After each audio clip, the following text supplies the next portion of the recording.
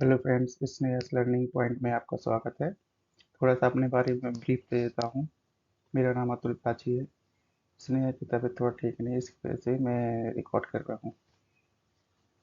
आज हम देखेंगे मानव रोग से रिलेटेड टॉप क्यूपीआई क्वेश्चन। ये तो ज़्यादातर आरआरबी एनटीपीसी ग्रुप डी में आए हुए हैं, पर ये एसएससी और सीट यूपीसी यूपी टेट एमपी टेट और एसआई पुलिस जैसे सभी परीक्षाओं के लिए बहुत ही उपयोगी है। चलो देखते हैं क्वेश्चंस। तो पहला क्वेश्चन है, मलेरिया रोधी दवा क्विनिन निम्नलिखित में से किस पौधे से प्राप्त होती है? मतलब कि जो मलेरिया रोधी दवा होती है क्विनिन, वो किस पौधे से प्राप्त होती है? तो सही आंसर हो जाएगा हमारा ए, ये कोनेन से प्राप्त होती है। यहाँ देख सकते हैं ये ऐसा दिखता है कोनेन। ये ग्रीन कलर की पत्तियां होती है, व्हाइट कलर के फूल होते हैं। हम थोड़ा सा एक्सप्लेनेशन देख लेते हैं। सही उत्तर हो जाएगा हमारा कोनेन सिनकोना। सुनेन कुनेन सिनकोना क्विनिन ना दवा सिनकोना वृक्ष की छाल से प्राप्त होती है। ये जो दवा होती है वो वृक्ष की छाल से प्राप्त होती है। यह मलेरिया रोग के उपचार में प्रयोग की जाने वाली प्रमुख औषधि है। और ये जो औषधि होती है ये ज़्यादातर मलेरिया में उपयोग की जाती है। नीलगिरी। अब नीलगिरी से मुख्यतः नीलगिरी तेल प्राप्त होता है, जिसका उपयोग सर्दी, खांसी और श्वसन जैसे संबंधी समस्याओं में किया जाता है। इससे क्विनिन प्राप्त नहीं होता है। कुकुरौंधा। कुकुरौंधा एक प्रकार का खरपतवार है। और तुलसी क्या है? तुलसी तो सभी घरों में पाई जाती है। और ये बहुत ही उपयोगी होती है। ये आयुर्वेदिक औषधि होती है और विशेषकर सर्दी, खांसी और रोग प्रतिरोधक क्षमता बढ़ाने के लिए काम में आती है। नेक्स्ट क्वेश्चन देख लेते हैं। हेपेटाइटिस ए किसके कारण होता है? जीवाणु के कारण होता है, मच्छर के काटने से होता है, प्रोटोजुआ से होता है, विषाणु से होता है? इसका करेक्ट आंसर हो जाएगा डी। ये किससे होता है? विषाणु से होता है। विषाणु मतलब वायरस, ऐसे वायरस से होता है। और जीवाणु क्या होते हैं? जीवाणु ऐसे हेपेटाइटिस ए जीवाणु का नहीं होता है। जीवाणु से क्या हो सकता है? टाइफाइड हो जाता है, हैजा आदि हो जाता है। लेकिन इससे हमारा हेपेटाइटिस का कोई लेना देना नहीं है। मच्छर के काटने से क्या होता है? यह रोग मच्छर के काटने से नहीं फैलता है, दूषित भोजन और पानी के सेवन से फैलता है। मतलब कि हेपेटाइटिस जो होता है वो दूषित भोजन करने या पुराना भोजन, बासा भोजन करने और गंदे पानी सेवन करने से होता है, लेकिन मच्छर के काटने से नहीं होते। अब प्रोटोजोआ क्या है? प्रोटोजोआ से मलेरिया जैसे रोग होते हैं। हेपेटाइटिस से प्रोटोजोआ से नहीं होता है। अगर प्रोटोजोआ से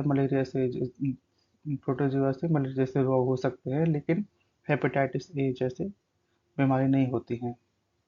और विषाणु, हेपेटाइटिस ए एक वायरल रोग है। जो हेपेटाइटिस ए वायरस एचएवी के कारण होता है। यह मुख्यतः दूषित जल और भोजन के माध्यम से फैलता है। चलते हैं नेक्स्ट क्वेश्चन। शिराओं द्वारा कौन सा रक्त प्रभावित होता है? तो उसका सही आंसर हो जाएगा ए, इम्प्योर ब्लड, मतलब कि अशुद्ध रक्त। इसमें शिराओं में अशुद्ध रक्त फैलता है। यहाँ देख सकते हैं कि जो शिराएं होती हैं, शिराओं में अशुद्ध रक्त बहता है, और जो धमनियाँ होती हैं, धमनियों में शुद्ध रक्त बहता है। हृदय शरीर की ओर ले जाती हैं। ये जो धमनियाँ क्या करती हैं? ये रक्त को हृदय से शरीर के अनेक अंगों की ओर लेके जाती हैं। इसमें मुख्य अधिकतर ऑक्सीजन नहीं होता है। और शिराएं जो होती हैं शरीर शरीर से हृदय तक लेके जाती हैं। इसमें अशुद्ध रक्त होता है, इसमें सीओटी की मात्रा ज़्यादा रहती है। लेकिन इसमें एक अपवाद है। ये फुसफुस धमनी जो होती है, वो फुसफुस धमनी भी होती है, फुसफुस सिरा होता है।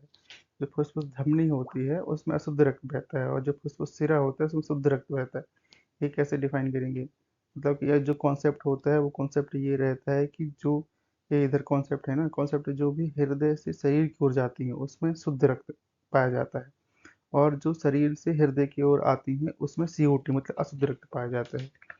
लेकिन ये क्या है कि एक जो अपवाद है, उसमें फुफ्फुस धनी धमनी होती है, उसमें क्या अशुद्ध रक्त पाया जाता है। तो जो फुफ्फुस धमनी होती है वो क्या करती है, जो शरीर से हृदय की ओर जो शिराएं आती है उसमें CO2 होती है, तो वो CO2 को लेके वो हार्ट से फेफड़े तक जाती है, इसलिए वो अपवाद है। क्योंकि वो जो कॉन्सेप्ट है वो क्या है कि हृदय से दूसरे अंगों की ओर जाती है, लेकिन ये क्या है, हृदय से फेफड़े की ओर गई। लेकिन वो शुद्ध रक्त होना चाहिए, लेकिन वो इसमें कार्बन डाइऑक्साइड वाला रक्त है, इसलिए अशुद्ध रक्त है, इसलिए ये फुफ्फुस धमनी जो होती है वो एक अपवाद रहती है। और जो फुफ्फुस सिरा है, इसमें क्या है कि फुफ्फुस सिरा अ, जो सिराएं हैं, जो सिरा है उसका क्या कॉन्सेप्ट है कि जो ये दूसरे दूसरे पूरे शरीर के अंग से कार्बन डाइऑक्साइड वगैरह अशुद्ध रक्त लेके आती है हृदय की ओर। लेकिन जो फुफ्फुस सिरा है वो क्या करती है, ये यहाँ से हार्ट से फेफड़े से शुद्ध रक्त लेके जाती है, शुद्ध रक्त लेके जाती है हार्ट तक। तो इसलिए ये अपवाद है। क्या है इसमें, अशुद्ध रक्त हो जाएगा, बी सही आंसर हो जाएगा। अशुद्ध रक्त क्या कहलाता है? शुद्ध रक्त क्या होता है, जो धमनियों द्वारा शरीर के अंगों तक पहुंचाया जाता है। अशुद्ध रक्त क्या होता है, जो सिराएं शरीर के विभिन्न अंगों से कार्बन डाइऑक्साइड युक्त अशुद्ध रक्त को हृदय तक वापस ले आती हैं। प्लाज्मा क्या होता है, यह रक्त का तरल भाग होता है, यह रक्त का प्रकार नहीं होता है। यह कोई वैज्ञानिक वर्गीकरण नहीं है, रक्त में जल की मात्रा स्वाभाविक रूप से होती है। नेक्स्ट क्वेश्चन देख लेते हैं। खसरा किसकी वजह से होता है? खसरा होता है ए बी, वायरस की वजह से हो जाता है। खसरा के लक्षण क्या होते हैं? खसरा के जो शुरुआती लक्षण होते हैं वो होते हैं तेज बुखार आना, शरीर में लाल दाने पड़ जाना, गालों पर सफेद धब्बे हो जाना, नाक बहना, ज्यादा खांसी आना और आंखों का लाल हो जाना। और मनुष्य के शरीर में ऐसे जो दिख रहा है इस प्रकार से, ऐसे चकत्ते हो भरा है, जैसे छोटी माता हो गई, बड़ी माता, इस प्रकार से। सही विकल्प हमारा वायरस हो जाएगा। खसरा एक अत्यधिक संक्रामक वायरल बीमारी होता है जो मोर बीलीवायरस नामक वायरस से होता है। यह संक्रमित व्यक्ति के खांसने, छींकने या बात करने से हवा में फैली बूंदों के माध्यम से दूसरे व्यक्ति को तेजी से फैलती है। यह वायरस हवा या दूसरे तत्वों पर लगभग 2 घंटे तक जीवित रह सकती है। मतलब इसका जो वायरस होता है वो एक संक्रमित व्यक्ति से, एक शरीर से निकलता है, तो जहाँ वो छींकता है या खांसता है तो वहाँ उसकी सतह में 2 घंटे तक जीवित रह सकता है। अगर उसके संपर्क में कोई दूसरा स्वस्थ व्यक्ति आता है तो वो भी संक्रमित हो जाता है। इसका मुख्य कारण क्या होता है? खसरा वायरस। इसको मीसल्स वायरस बोलते हैं। फैलाव का तरीका है, ये फैलता कैसे? संक्रमित व्यक्ति की सांस, छींक या खांसी से निकली बूंदों के सीधे संपर्क में आ जाने से। यदि कोई व्यक्ति है उसको वो संक्रमित है खसरा वायरस से, और यदि कोई स्वस्थ व्यक्ति उसके सामने खड़ा है, तो जो संक्रमित व्यक्ति है यदि वो खांसता है, छींकता है, तो उसका अगर वो अपने हाथों से ढकता नहीं है या फिर रुमाल से ढकता नहीं है तो उसके वायरस दूसरे में फैल सकते हैं। इसकी जो अवधि होती है वो क्या होता है, दाने निकलने से 4 दिन पहले से लेकर 4 से 5 दिन तक। मतलब ये दाने निकलने से पहली अवधि ये होती है कि 4-5 दिन को पता नहीं चलता है, लेकिन जो अ, बीमारी फैलती है उसके 4-5 दिन पता चलता है कि जब दाने निकल जाते हैं तब पता चलता है कि खसरा है, व्यक्ति दूसरों की बीमारी को फैला सकता है, स्टार्टिंग में ही फैला सकता है।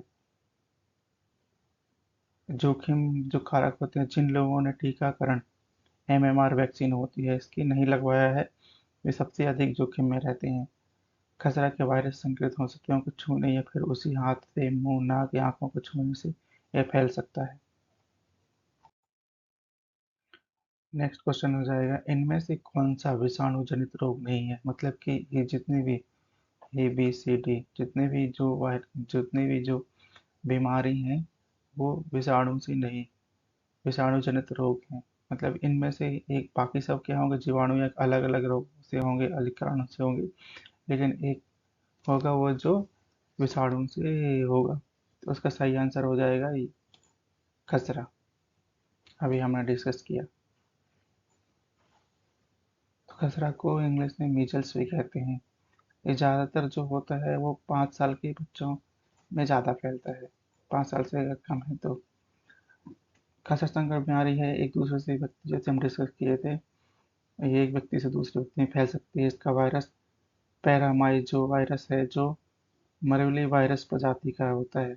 एबोला वायरस से 1 या 2, मीजल्स से 12 से 18 संक्रमित हो सकते हैं। मतलब कि इस वायरस से 1 या 2 वायरस से ही ये 12 से 18 लोगों को संक्रमित कर सकता है। और 1000 बच्चों को खसरा हुआ तो इनमें से 1 या 2 बच्चों के लिए जानलेवा भी हो सकता है। मतलब कि ये इतना खतरनाक भी है, इससे मृत्यु भी हो सकती है। मीजल्स से प्रभावित 20 बच्चों में से एक निमोनिया से पीड़ित हो जाता है। अगर 20 बच्चे हैं तो उनमें से एक का रेशो है जो जिससे निमोनिया भी हो सकता है। मतलब कि 1000 का रेशो 1-2 बच्चे जिनकी जानलेवा हो सकता है। और 20 का हम अगर 20 बच्चों के अकॉर्डिंग देखें तो उसके रेशो में एक बच्चे को निमोनिया हो जाता है। इससे बच्चों में कंजक्टिवाइटिस होता है जिसे पिंक आई भी कहते हैं। मतलब उसकी आई पिंक आई जो बीमारी होती है जिससे आंखें पिंक कलर की दिखने लगती हैं, उस प्रकार से बीमारी हो जाती है। तो सही विकल्प तो खसरा हो जाएगा। खसरा क्या कहलाता है? यह एक अत्यधिक संक्रामक रोग है जो विषाणु मीसल्स वायरस के कारण होता है। बाकी के ऑप्शन क्या है? सूखा रोग, यह कोई विषाणु जनित रोग नहीं है बल्कि शरीर में विटामिन डी की कमी के कारण होता है। और सिफिलिस क्या है? एक यौन संचारित रोग है जो ट्रेपोनेमा पैलियम नामक जीवाणु से होता है। और बेरी यह विटामिन बी 1 थायमिन की कमी से होता है। ये तो पोषण संबंधी विकार है। मतलब कि यदि हम विटामिन का सही से पोषण नहीं करेंगे तो उसके कारण से बीमारी फैल जाती है। एंथ्रेक्स एक संक्रामक रोग है जो खालिस्तानी कारण होता है। मतलब ये चारों में से जीवाणु, कवक, प्रोटोजोआ, विषाणु किस कारण से होता है? तो उसका करेक्ट आंसर हो जाएगा हमारा ए। ये होता है जीवाणु के कारण।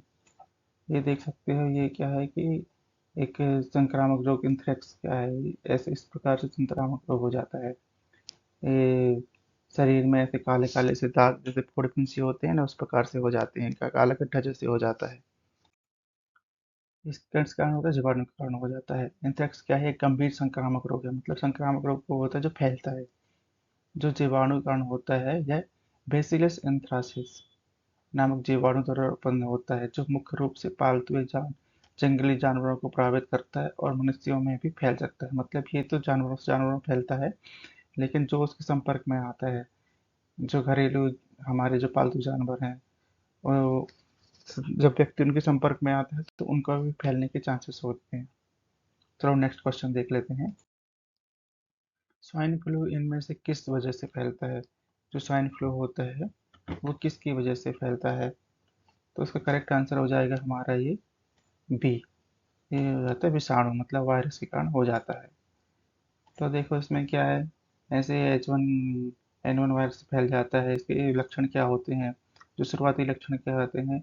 शरीर में दर्द हो जाता है, कपकपी आती है, नाक बहकने लगती है, खांसी आती है, सिर दर्द है, गले में खराश हो जाती है, थकान थकान सी लगती है, उल्टी या पेट खराब हो जाता है, बुखार होता है।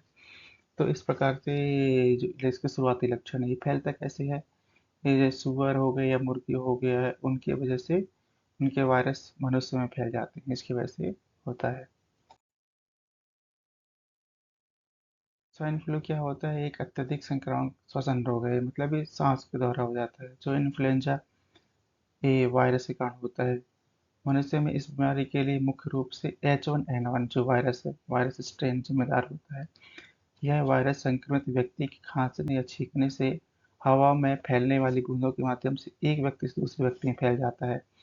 मतलब कि H1N1 वायरस है वो एक से दूसरे को फैल जाता है पहले, लेकिन जब ये कोई व्यक्ति संक्रमित हो जाता है जानवरों के कारण से, तो फिर ये भी एक व्यक्ति से दूसरे व्यक्ति में फैल जाता है।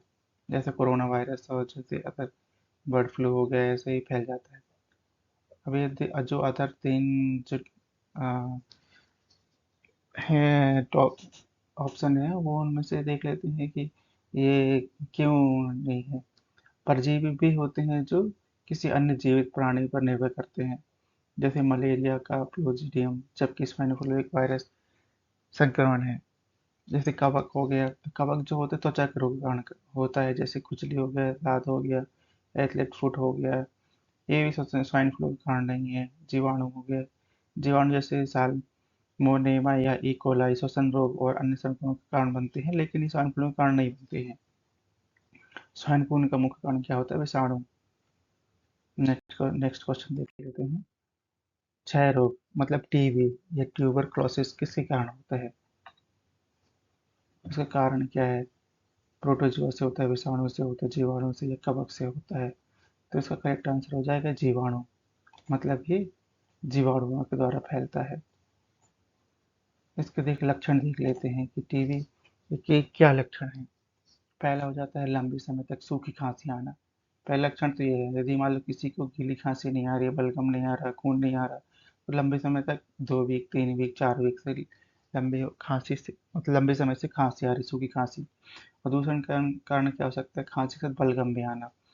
तीसरा कारण सांस लेने पर सीने में दर्द होता है। जब हम सांस लेते हैं तो दिक्कत होती है।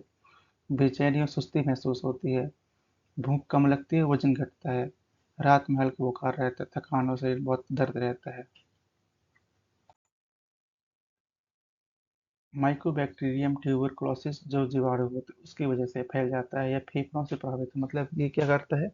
ये अटैक करता है फेफड़ों को, जैसे कोरोना वायरस भी फेफड़ों को ही अटैक करता था, जिसकी वजह से हम ऑक्सीजन की कमी हो जाती थी, क्योंकि वो ऑक्सीजन पर्याप्त मात्रा में जो है हमारा फेफड़ा है वो हार्ट को पहुंचा नहीं पाता था। ये एक संक्रामक रोग होता है, लेकिन इसका लंबा जो है इलाज संभव हो जाता है। ये फेफड़ों पर ज़्यादा इफेक्ट करता है, हमने देखा है।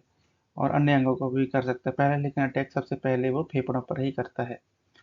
और इसका बैक्टीरिया क्या होता है? जो माइक्रोबैक्टीरियम ट्यूबरकुलोसिस बैक्टीरिया के कारण होता है। वही डिस्कस किए थे लक्षण क्या क्या होते हैं। लगातार 2 या 3 सप्ताह तक खांसी रहना, बलगम या खून आना, बुखार, रात में पसीना आना, वजन घटना, कमजोरी लगना। इसके बचाव क्या हो सकते हैं? समय पर टीबी की जांच कराएं। जब भी तुमको ऐसा लगे कि 15 दिन हो गए, 2 वीक 3 वीक हो गया, खांसी आ रही है, जा नहीं रही है, तो उसका टेस्ट कराएं। मरीजों को पूरी दवा लेने के प्रोत्साहित करें। यदि मान लो कि कोई व्यक्ति है जिसको हो गया है, तो उसका लंबा इलाज चलता है, 1 साल 2 साल। एक निश्चित सुबह सुबह या फिर ऐसा जो टाइमिंग है उसका फिक्स टाइम में बिना उसको भूले तुमको हर दिन लेना है। एक 1 साल 2 साल जितना भी उसका कोर्स होता है, तो उससे ठीक हो जाते हैं। खांसते या छींकते समय मुंह पर ढकें। तो इसमें क्या है, जब भी कोई प्रभावित हो गया है तो उसको जब भी ऐसा पब्लिक एरिया में जाता है, तो रस में जाता है, तो उसको जब भी छींकते या खांसते समय खांसी आए तो मुंह में ढक लेना चाहिए, मतलब मुंह ढक लेना चाहिए, या तो हाथ से ढके या रुमाल से ढके। चलते हैं नेक्स्ट क्वेश्चन की ओर। निम्नलिखित में से कौन सा नेत्र रोग नहीं है? मतलब ये चारों ऑप्शन में से नेत्र रोग नहीं है। मोतियाबिंद भी नेत्र रोग है, आंखों को सूखना भी नेत्र रोग है, ग्लूकोमा भी नेत्र रोग है। तो इसका करेक्ट आंसर क्या आ जाएगा? इसका करेक्ट आंसर हो जाएगा सी, घेंगा। घेंगा जो है वो नेत्र का रोग नहीं है, वो क्या है, गले का रोग है। यहाँ देख सकते हैं वो गले को इफेक्ट करता है। इसका मुख्य कारण क्या होता है? आयोडीन। जब किसी को आयोडीन की कमी हो जाती है तो घेंगा रोग हो जाता है। और उसका कैसे पता चलता है घेंगा रोग है? तो उसके लक्षण क्या है? गले में सूजन या गांठ हो जाना, गले में दर्द हो जाना, खराश आना, आवाज बैठ जाना, भारीपन लगना, और कुछ भी हम खाते हैं तो उसमें निगलने में कठिनाई होना, सांस लेने में तकलीफ होना, ऐसा। इसके उपाय क्या है? बचने के उपाय क्या है? आयोडीन युक्त नमक खाएं, जिससे आयोडीन भरपूर मात्रा में मिलती है वो खाएं, नमक खाएं। स्वस्थ आहार लें, पर्याप्त विटामिन लें, और गले को नमक के पानी से गरारे करें। घेंगा ही जो है जो नेत्र रोग नहीं है, यह गले में स्थित थायराइड ग्रंथि के असामान्य रूप से बढ़ने के कारण होती है। मतलब किस पर ये इफेक्ट करता है? थायराइड ग्रंथि पर। और थायराइड ग्रंथि क्या होती है? असामान्य रूप से बढ़ जाती है, तो जिसकी वजह से हमारे गले में ऐसे सूजन सा दिखने लगता है। बाकी जो हमने डिस्कस कर ही लिया है, ए टी और ए बी और डी क्या है, ये सब आई की बीमारी हैं। बाकी जो घेंगा है वो एक गले की बीमारी। बर्ड फ्लू किसके कारण होता है? मतलब जो बर्ड फ्लू होता है उसका कारण क्या है? एच पी वायरस होता है, H5N1 वायरस होता है, सीसी मक्खी होती है, एनाफिलीज मच्छर होता है। तो इसका करेक्ट आंसर हो जाएगा बी, हो जाएगा इसका। H5N1 वायरस के कारण होता है। इसके जो देख लेते हैं लक्षण। लक्षण क्या होते हैं इसके? खांसी, जुकाम होना, और जो बुखार होती है वो 100 डिग्री तक चले जाना, मतलब 100। गले में खराश हो जाना, मिचली आना, उल्टी आना, पेट में दर्द, सिर में दर्द, बदन या मांसपेशियों में दर्द, डायरिया, सांस लेने में दिक्कत होनी, बेचैनी, आंख लाल हो जाना, नाक से खून आना। ऐसा होता है कि बर्ड फ्लू के ज़्यादातर लक्षण जो होते हैं सामान्य फ्लू, मतलब जैसे सामान्य हम नॉर्मल टाइम में सर्दी खांसी होती है वैसे ही रहते हैं, लेकिन बाद में पता चलता है कि बर्ड फ्लू हो गया। ये कैसे फैलता है? मरे हुए पक्षियों से दूर रहें, मतलब अगर उपाय जो है, फैलते तो ज़्यादातर मुर्गियों से ही है। और मुर्ग जैसे नॉनवेज खाने से, जिस एरिया में फैला हुआ है उधर का नॉनवेज खाने से ही हो जाता है। तो बचाव कैसे करें? मरे हुए पक्षियों से दूर रहें। जहाँ आपको दिखे कि थोड़ा बल्क में 100, 200, 50, एक जो ऐसे बल्क में अगर कोई कहीं मरे हुए पक्षियाँ हैं तो उधर से दूर रहें। बर्ड फ्लू प्रभावित क्षेत्र से नॉनवेज ना खाएं, मतलब आपको पता चल गया है कि ये वाले एरिया में यदि फैला हुआ है बर्ड फ्लू तो उधर का नॉनवेज ना खाएं। मास्क पहनकर मुंह ढक कर रखें। लक्षण बनने पर तुरंत डॉक्टर की सलाहें लें। हाथ धोएं, खासकर खाने से पहले। जब भी हम खाना खाते हैं तो जैसे कोरोना के समय हम सब खाना खाने से पहले हाथ धोते थे, वैसे ही इस समय हाथ धोना चाहिए। बर्ड फ्लू बीमारी एवियन इन्फ्लुएंजा, जो एवियन इन्फ्लुएंजा वायरस होता है H5N1 के कारण होता है। यह अत्यधिक संक्रामक बीमारी है जो इन्फ्लुएंजा टाइप ए वायरस के कारण होती है। मुख्यतः पक्षी प्रजाति को प्रभावित करता है और कभी-कभी मनुष्यों में भी फैल सकता है। मतलब कि ज़्यादातर अटैक तो पक्षियों को ही करता है, लेकिन हम उसका सेवन करने से, अगर नॉनवेज खा रहे हैं तो जो जिसको ऑलरेडी पक्षी को ऑलरेडी बर्ड फ्लू है तो उसकी वजह से भी हमको हो सकता है, मतलब इंसानों को हो सकता है। H5N1 वायरस क्या है? यह इन्फ्लुएंजा ए वायरस का एक उपप्रकार है जो मुख्य रूप से पक्षियों जैसे मुर्गियों और बतखों में फैलता है।